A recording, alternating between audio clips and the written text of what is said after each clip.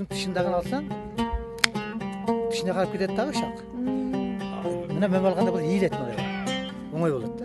Мен биринчи билим алган жерим бул Кожон Жолдошев мектеби. Имандуу адам, иманга тарбиялаган адам экен, анан карап туруп мейли эми. Башка жерде жүргөндөн көрө спортто жүрсүн, залда жүрсүн деген ниетте калдык да. Мына биздин кыз батыр, кыргыз элинин батыры.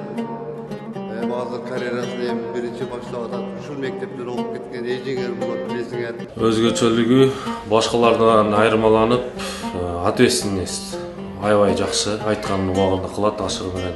Ан үчүн эмгек керек, аракет керек, өзүңдөн арактан желание керек да.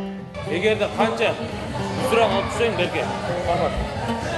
Мына желкени үстүнөн бияка алып түш керек. Болбосо мына элге тийип калат. Ошончо үстүнөн бияка алып түш керек. Анан кийин үйрөнүп калдым. Мурда аябай мени ошол мыш жегенсип, мен кыйналгансып, мен жүрөгүм сыздагансып кыйналып аттым.